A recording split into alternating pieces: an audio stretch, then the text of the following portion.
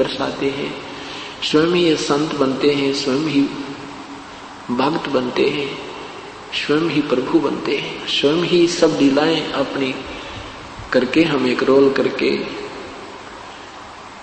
एक परम भक्त में क्या गुण होते हैं, एक परम संत के क्या गुण होते हैं और पूर्ण प्रभु के अंदर कौन से गुण होते हैं, उन सब से युक्त थे वो मालिक। उन्होंने बताया है कि ये जग सारा रोगिया रे है। आज से अगर 50 वर्ष पहले ये मार्ग ये दास शुरू करता तो रोज डरे लगते, रोज पिटाई होती मेरी। क्यों? हम ब्रह्मा विष्णु महेश को नासवान बताते और ये विदुता के भूखे लोग इस बात को ऊपर नहीं आने देते। और आज हमारे सदग्रंथ बता रहे हैं, उनके इतिहास बता रहे हैं, उनके जीवन चरित्र बता रहे हैं कि ये नासवान है। परमात्मा ने ये रिहर्सल पहले करके देखी थी। आज से 600 वर्ष पूर्व परमेश्वर स्वयं प्रकट हुए थे, परमेश्वर पूज्य कबीर परमेश्वर जी। उन्होंने यही ज्ञान जो दास उन्हीं का दिया हुआ आपको बता रहा है, ये 600 वर्ष पहले भी प्रारंभ किया था, ऐसे ही बताया करते थे। लेकिन इन महिमा के भूखे लोगों ने परमात्मा के दुश्मन बना दिया हमें। हम उनको महर्षि मानते रहे, उनको कह का ज्ञान नहीं था भक्ति का। हम उनको केवल एक संस्कृत का विद्वान मानते रहे, एक भाषा के जानने वाला मानकर। और वही सिंपल, वही पूरा ज्यों का त्यों ज्ञान परमेश्वर ने सिंपल लैंग्वेज में दे रखा था। आज उनकी अमृतवाणी सारे वेदों से, पवित्र गीता जी से ज्यों की त्यों मिल रही है, तो इसी ज्ञान को रिजेक्ट करवा दिया। तो ये परमात्मा ये बता रहे हैं कि ये ब्रह्मा विष्णु महेश भी नासवान है। जग सारा रोगिया रे। क्यों रोगिया है? जन्म मरण का रोग लगा, या तृष्णा बढ़ रही, खांसी और आवागमन की डोर गले में। आवागमन, मृत्यु फिर आना, फिर मृत्यु, स्वर्ग जाना, नरक जाना, फिर आना। कहते ये आने जाने की डोर गले में, या पड़ी काल की फांसी। ये काल नामा फांसी ला रखी है, कर्म बंधन में बांध रखा हमारे को। फिर क्या बताते हैं, ये क्या कारण है कि तुम देखा देखी गुरु शिष्य बन गए, कराना तत्व विचारा। ये गुरु बन गए, नहीं ना पता तुम महापाप के भागी, और ये गुरु बन बैठे और इनके अनुयायी बन गए, उनको विचारों को मालूम नहीं, तुम इनके गलत पीछे लग गए। देखा देखी गुरु शिष्य बन गए और किया ना तत्व विचारा। गुरु शिष्य दोनों के सिर पर काल ठोकेगा पंजारा, कि तुम्हें महाकष्ट दिया जाएगा दोनों की साधना शास्त्र विरुद्ध होने से। पवित्र गीता जी के अध्याय नंबर 16 के 23 और 24 मंत्र के में जो वर्णित विधि है कि जो शास्त्र विधि को त्याग कर मनमाना आचरण पूजा करते हैं, ना उनकी कोई गति हो, ना उनकी कोई कार्य सिद्ध हो, ना उनको कोई सुख हो। इसलिए अर्जुन, सत भक्ति करने के लिए भाई शास्त्रीय प्रमाण में है, और किसी की दंत कथा लोक वेद पर विश्वास मत करना। तो परमात्मा कहते हैं देखा देखी गुरु शिष्य बन गए, किया ना तत्व विचारा, और गुरु शिष्य दोनों के सिर पर काल ठोका बंजारा। गुरु जी भी, ये गुरु लोग भी गलत साधना कर रहे हैं और करवा रहे हैं, शास्त्र विरुद्ध कर रहे हैं, और ये शिष्य भी बेचारे इनके पीछे, दोनों ही वहां नरक में डाले जाएंगे। दास ने कोई शौक नहीं किसी के बारे में, कोई किसी की जो है इंसल्ट करने का नहीं, उन दोनों को आगाह कर रहे हैं कि अपने सदग्रंथ ये बता रहे हैं और आप गलत मार्ग अपना रखा है। आपके नक्शे में ये लिखा है, आप जा रहे विरुद्ध। आपके नक्शे में, इस रोड मैप में जिस दिशा में जाना वो तुम चल नहीं रहे हो। इनको फिर देखो उस मार्ग को, फिर उस पर चलो। इतना सा दास का काम है। और ये बता रहा हूं कि देखो ओरिजिनल मैप ये बता रहा है, तुम्हारे थ्योरी ये बता रही है, ये इस मैप से नहीं मिलती, इसलिए तुम्हारी दिशा गलत है। इतना सा काम है। इसको दोबारा देख लो, ठीक है तो जाइए, नहीं तो वापस आ जाइए। इसको लोग निंदा कहते हैं। अभी 1-2 साल और कहेंगे, फिर नहीं कहेंगे निंदा, फिर तो एक परम कल्याण का मार्ग बताएंगे। एक संत ने कमाल कर दिया, इतना संघर्ष किया, दास के जाने के बाद दुनिया याद करा करेगी और इतिहास बनाए जाएंगे। लेकिन उसमें लाभ क्या होगा? सुखी महिमा करने का। अब मौका है, आओ दास के पास, उपदेश लो। दास को परमात्मा ने आपके लिए भेज रखा हुआ, जड़ी दे रखी है। ये सदा नहीं रहा करती, ये सदा नहीं रहा करते, ये सदा ये सतमार्ग नहीं चला करते। तो क्या बताते प्रभु के सच्चा सतगुरु कोई ना पूजे, इन झूठों जगपति ऐसी। अब देखो यहां आसपास कोई और संत आ जाता, लाखों की संख्या इकट्ठी हो जाती, और ये दास 10 वर्ष से संघर्ष कर रहा है इस मार्ग पर। ये कितने पुण्यात्मा स्वच्छ होकर आई है इस प्रभु के मार्ग में। तो परमात्मा कहते हैं साचा सतगुरु कोई ना पूजे, झूठों जग पतियासी। पतियासी मन विश्वास करते हैं इनके ऊपर, इन झूठों पर विश्वास करें और सच्चे को नहीं मानते। अंधे की बाँ बही गई अंधे ने, ये मार्ग कौन बतासी। अंधे की बाँ अंधा, यानी ज्ञानहीन को ज्ञानहीन दिशा दे रहा है, तो बताओ फिर रास्ता कौन बतावे, मार्ग कौन बतासी। फिर प्रभु कहते हैं कि सार शब्द सरजीवन बूटी, ये सार शब्द है ना, या वो सरजीवन बूटी है, यानी ये वास्तविक मंत्र है। इसका घस घस अंग लगाओ, यानी डट का वजन करे। और कहे कभी तुम सत्कर मानो, जन्म मरण मिट जासी। क्योंकि अभी तक यही कहा करते, जन्म मृत्यु तो जीव की कभी समाप्त नहीं होती, है तो अटल नियम है। परमात्मा कहते हैं तुम सत्कर मानो, विश्वास करो मेरे पे, इस वास्तविक विधि से तुम्हारा जन्म मृत्यु समाप्त हो जाएगा। अब ये सतलोक की महिमा गाने वाले ये कबीर साहब की वाणी चुरा के, करने नो दीदार महल में प्यारा है, एक शब्द है प्रभु का, उसकी हल्दी की गांठ लेकर पंसारी बन गई है धन धन सतगुरु राधा स्वामी वाले। इन्हें कह का बेरा नहीं, शब्द के बारे में इनको विवेचन नहीं है बिल्कुल भी। और ये पुराना नाना पंथ बना दिए, एक दूसरे तो प्रभु का भूखा, प्रभुता के भूखे। आगरा से ब्यास में श्री जयमल सिंह जी से के सावण सिंह जी से हुए, सावण सिंह जी के फिर ये बलोचिस्तानी सामस्ताना ने धन धन सतगुरु सच्चा सौदा शुरू कर दिया। एक ने सावण सिंह के शिष्य ने श्री दर्शन, उसने कृपाल सिंह जी ने दिल्ली में शुरू कर दिया। फिर कृपाल सिंह के 2 बागी शिष्य हो गए, एक ठाकुर सिंह, एक यो जो जय गुरुदेव, इन्हें मथुरा में जमटा गाइड दिया, और ठाकुर सिंह ने और दुनिया डुबो दी। यानी किसी को कह का ज्ञान नहीं। ये कहते हैं परमात्मा सतपुरुष निराकार है, वहां सतलोक में प्रकाश ही प्रकाश है, वहां जाकर उसमें लीन हो जाना। बताओ भाई कौन जाओ वहां, कौन समुद्र में डूब गया मरे। इन्हों का भी अच्छे बाग बगीचे हैं, वहां घूमे फिरेंगे तो जी भी कर जाने, इन्हों के उसमें समा जाना है। कमाल की बात है, कोई ने कहा समुद्र में डूब कर मर जाना, उधर कौन जाओ, मूर्ख बेसक जा। तो वहां निराकार नहीं है, सारी चीज व्यवस्थित है, परमात्मा साकार है, वहां हर चीज है। जैसे यहाँ व्यवस्था है जो की तो वहां पर है, लेकिन यहाँ के आहार में वहां के आहार में दिन रात का अंतर है। वो एक तत्व से बना हुआ आहार, एक तत्व से बना हुआ शरीर, और एक तत्व से बने हुए वहां पर तेज पुंज के वृक्ष हैं, तेज पुंज के बाग, तेज पुंज का वहां अमृत सरोवर भरे हैं, तेज पुंज का वहां प्रकाश, तेज पुंज के शरीर हैं, यानी वहां कभी मृत्यु नहीं होती। ये 5 तत्वों से बना हुआ ये कवर है, ये खत्म हो जाता है। इसके ऊपर 3-4 कवर काल और चढ़ा रखे, उसके अंदर हमारा ओरिजिनल शरीर है, जिसका 16 सूर्य जितना प्रकाश है हमारा। और परमात्मा का, हमारे प्रभु का एक रोमकूप में करोड़ सूर्य मिला दे, करोड़ चंद्रमा मिला दे, वो भी कम पड़ जावे, इतना नूर प्रभु का है, इतना प्यारे लगते हैं वो, इतना सुंदर शरीर है। अरस कुरस पर श्वेत गुमट है, जहां सतगुरु का डेरा, श्वेत सतर सिर मुकुट विराज है, देखत नाम सचेरे नो। वहां पर सतलोक में एक बहुत बड़ा गुमट है, बहुत सफेद लंबा चौड़ा, उसके बीच में परमेश्वर कबीर साहब सतपुरुष रूप में विराजमान है। इतना सुंदर शरीर है उसमें उनका के ऊपर श्वेत छत्र है और श्वेत ही मुकुट है मालिक का, और उसमें से झिलमिल झिलमिल किरणें निकल रही हैं, और सुंदर शरीर है दाता का। उनका ज्यादा प्रकाश है, करोड़ सूर्य करोड़ चंद्रमा मिला दे एक रोमकूप में। और ये राधा स्वामी वाले भी न्यू कहे हैं कि उस सतपुरुष के एक रोमकूप दी शोभा, करोड़ सूर्य मिला दे, इतने ही चंद्रमा मिला दे, इतना सुंदर है। और फिर न को निराकार है, अरे तरह गजब है रोमकूप की तो है शरीर बिना।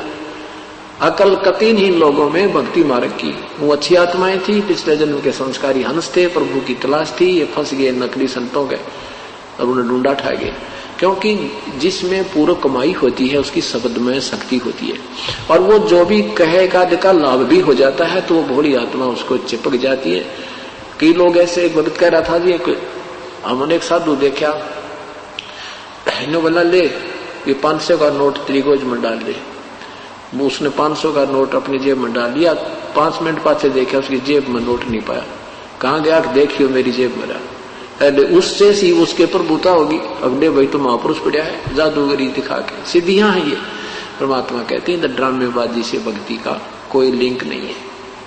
तो यहाँ क्या बताते हैं परमात्मा के देखा देखी गुरु से बन गए, कराना तत्व विचारा, ये देखम देखा एक दूसरे के पीछे लग रहे हैं। तो हम यहाँ से जब जाएंगे तो हमारा जो इस भक्ति की साधना से ये सब जितने हमारे ऊपर आवरण है ये सब खत्म हो जाएंगे। ये सूक्ष्म सतुर शरीर तो यही रह जाएगा, ये सूक्ष्म शरीर भी समाप्त हो जाएगा, कारण भी, महाकारण भी, कवल्य भी। फिर एक ही नूरी शरीर हमारा अंदर से निकल के प्रभु के संग और सतलोक जाएगा, जहां हम ठाठ से रहा करेंगे। वहां रहने का स्थान ही वहां पर अपना, ये तो हम गलत फंस गया पर ये रहने का स्थान नहीं है, वो वास्तविक स्थान है। वहां पर बिल्कुल आनंद में रहते हैं। वहां प्रभु भी हमारे साकार हैं, हम भी साकार हैं। हमारे शब्द से वहां हमारी संतान उत्पन्न होती है। तो ये वहां हम ठाठ से सपरिवार रहते हैं। वही उसी की डुप्लीकेट कॉपी काल ने यहाँ कर रखी है। तो वहां चलेंगे, वहां ठाठ से रहा करेंगे, फिर कभी जन्म मृत्यु नहीं होगा। बोलो सतगुरुदेव की जय। जैसा कि आज सुबह के सत्संग में पुण्यात्मा सुन रही थी, अविनाशी परमात्मा कौन है, पूजा के योग प्रभु कौन है, प्रभु की परिभाषा से आप परिचित हुए। राम कहो, साहिब कहो, अल्लाह कहो, गॉड कहो, रब कहो, ये शक्ति बोधक शब्द हैं।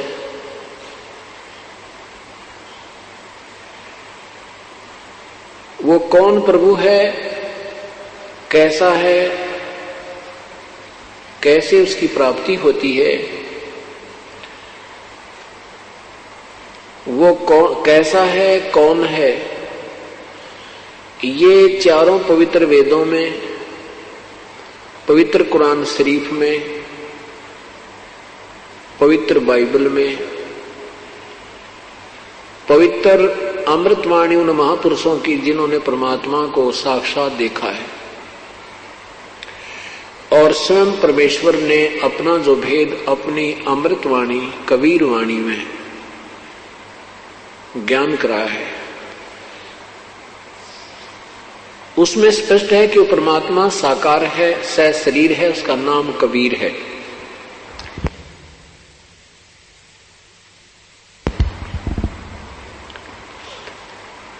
उसकी प्राप्ति कैसे होती है, ये ज्ञान पवित्र चारों वेदों में, पवित्र कुरान शरीफ में और पवित्र गीता जी में नहीं है और न ही पवित्र बाइबल में है।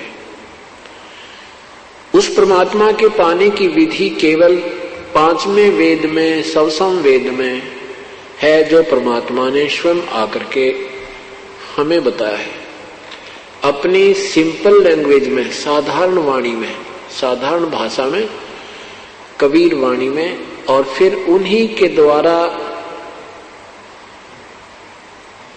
परमेश्वर पूर्ण परमात्मा की कृपा से, उन्हीं की रजा से जो अन्य महापुरुषों ने परमात्मा को देखा, उन की अमृतवाणी में भी परमेश्वर के पाने की विधि ज्यों की त्यों लिखी है।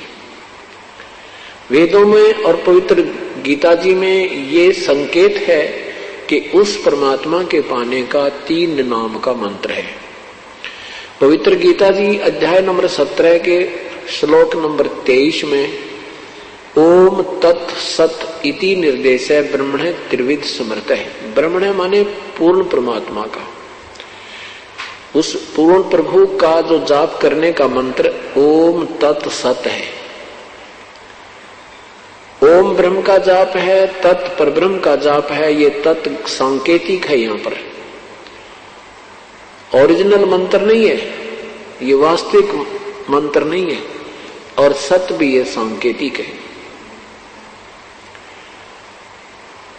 इसी प्रकार सामवेद संख्या नंबर 822 में उस परमेश्वर का नाम भी लिखा है कि वो परमात्मा 3 नाम का, 3 मंत्र का जाप देकर अपने अनुयायी को, अपने पुण्य आत्मा को, अपने भक्ति साथी, भक्ति को करने वाली आत्मा को सतलोक ले जाता है पाप रहित करके। वो 3 मंत्र, त्रितस्य नाम है, उसके 3 नाम का मंत्र है।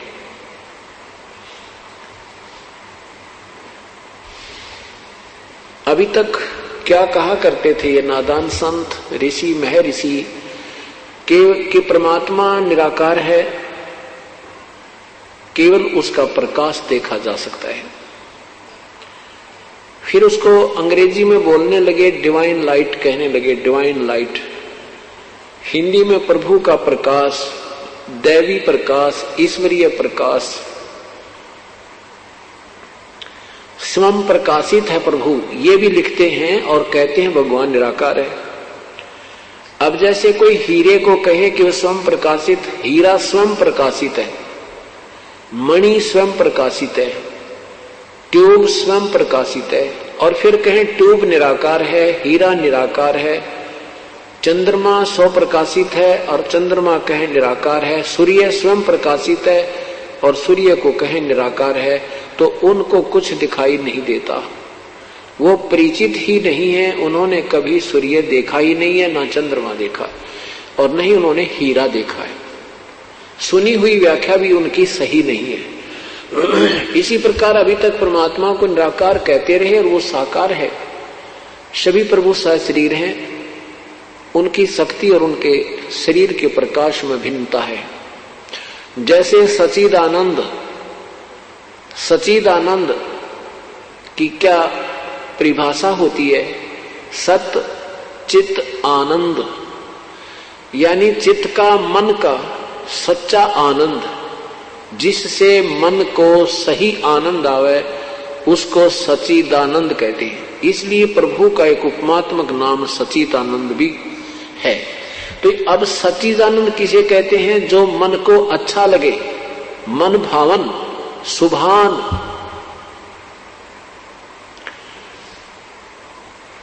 अब जैसे रात्रि के समय ये पतंग होते हैं, मच्छर होते हैं, चींटियां होती हैं पंखों वाली।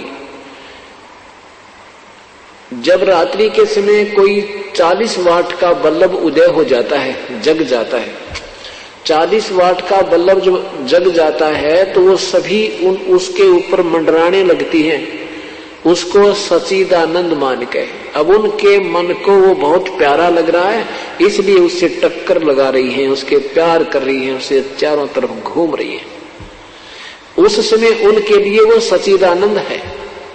और जब 100 वाट का उदय जग जाता है बल्ब, 100 वाट का बल्ब जग जाता है, तो वो फिर उस 40 वाले वाट के बल्ब को छोड़ के उस 100 वाट के बल्ब के चारों ओर फिर मंडराने लग जाती है। उस समय उनके लिए वो सच्चिदानंद हो गया, वो 40 वाट वाला सच्चिदानंद नहीं रहा। अब इन बातों को विचार करना, क्योंकि अब ज्ञान जो है, भक्ति जो है आपकी ज्ञान से रुकेगी और ज्ञान से ही चलेगी। अभी हमें ज्ञान नहीं मिला था, अज्ञान का गाटा जोड़ रखा था। कहते सतगुरु बिन काहू न पाया ज्ञाना, जो थो था वो छड़े किसाना। गुरु बिन वेद पढ़े सो प्राणी, समझ न सार रहे अज्ञानी। अभी तक ये महर्षि कहलाने वाले भी अज्ञानी थे, क्योंकि वो तत्वदर्शी संत उन्हें नहीं मिला था। आपका भाग्य उदय हो गया, क्योंकि देख ज्ञान है, इसको संस्कृत में है चाहे कोई इंग्लिश में लिखा है, और जिस भाषा को श्रोता समझते हैं और वक्ता जो है प्रवचन करता, उन्हीं की भाषा में उस गूढ़ ज्ञान को सिंपल लैंग्वेज में समझा देता है, तो आपके लिए वो ज्ञान आपके हृदय में साधारण भाषा में समा चुका है। आपके लिए वो ज्ञान ही चाहिए। भाषा का काम अपने विचारों को दूसरे तक पहुंचाने मात्र है, उसके बाद भाषा का कोई काम नहीं। फिर जो जिस भाषा में बोलते हैं उसी भाषा में बोलकर हम एक दूसरे से विचार विमर्श कर सकते हैं। तो अभी तक हमें किसी भी भाषा, कोई भी ज्ञान सही नहीं था, श्रेष्ठ नहीं था। सच्चिदानंद नाम सुना था, पर सच्चिदानंद है क्या चीज, वो कौन है सच्चिदानंद, ये ज्ञान अभी तक हमें करा नहीं पाए। अब जैसे 100 वाट का बल्लभ जब उदय हुआ जगा तो वो सभी रात्रि में पतंग, वो सब जीव जंतु उस 100 वाट के बल्लभ की तरफ आकर्षित हो गए। उसके बाद 500 वाट का जगा दिया तो वो 100 वाट के छोड़कर 500 वाला सच्चिदानंद हो गया। 1000 वाट का जगा दिया तो वो 500 वाला भी फेल हो गया, फिर वो सच्चिदानंद हो गया। अब यही बात समझनी है। और जब उदय हुआ सूर्य, फिर वो सूर्य सच्चिदानंद हो गए, फिर वो आराम से अपने, क्योंकि सब जगह प्रकाश ही प्रकाश हो गया, वो आराम से बैठ गए। इसी प्रकार जैसे हम पहले श्री हनुमान जी की पूजा करते थे, बाबा श्याम जी की पूजा करते थे, भगवान ब्रह्मा विष्णु महेश पर पूर्ण रूप से आश्रित थे, हमारे लिए वही सच्चिदानंद थे, हमें वो अच्छे लगते थे। अब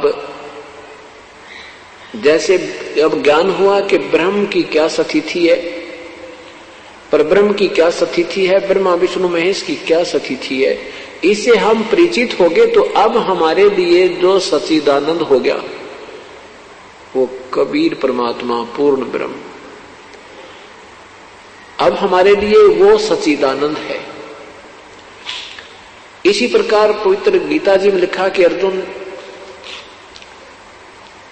जब तत्व ज्ञान के कारण, जब तू तत्व ज्ञान से परिचित हो जाएगा और तेरी बुद्धि नाना प्रकार के भ्रमित करने वाले शास्त्रों के ज्ञान से हटकर एक तत्व ज्ञान पर टिक जाएगी,